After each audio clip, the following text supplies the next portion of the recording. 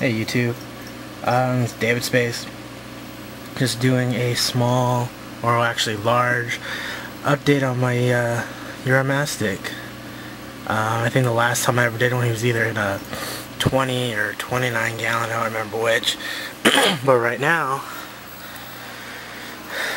it's hard to tell, but I have moved him completely way up to a, excuse me, to a 40 gallon breeder.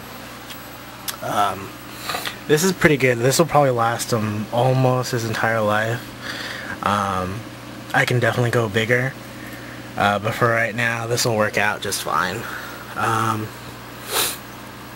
He's a little over a year old. In my last video about him, I believe I said he was a clown, or a possible clown, Molly uromastyx, possibly a male. But he's way too small to tell. But yeah, he seems to be loving his 40.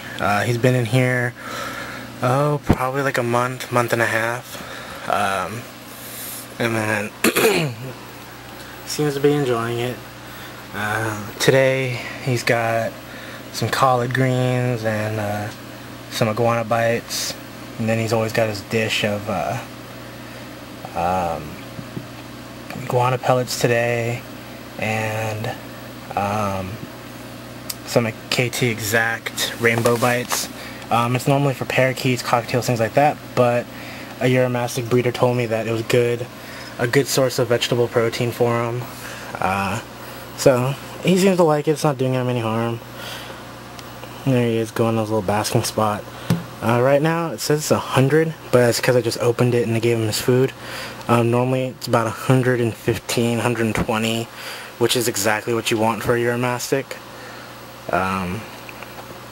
Anything too cold, they won't be able to metabolize their food properly, and basically they won't eat eventually.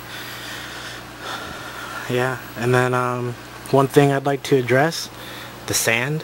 Everyone with any reptile, mostly desert reptiles, they're like, oh, why do you use sand impaction, stuff like that.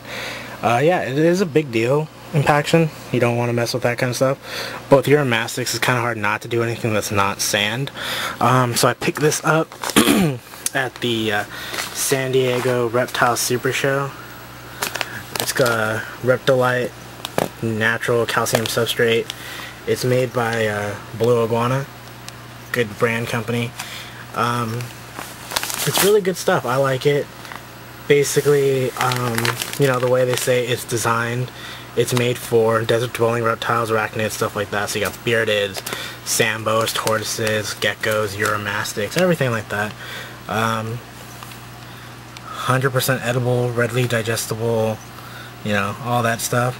Some people say that's not really true. You know, it says low impact, but like I said, can't really do too much with the uromastyx. You can do sand, the desert blend. I've seen people do rabbit pellets, millet seed, things like that, whatever works. But I like using sand, it looks nice. And one thing I noticed about him is that he won't eat food that's on the ground anyway. So that's my little uromastyx. I know that was kind of like a care video, but not really. Let's see. But I think eventually what I'll do is I will do a care video. But yeah, that's just my little update for right now. Take care, guys.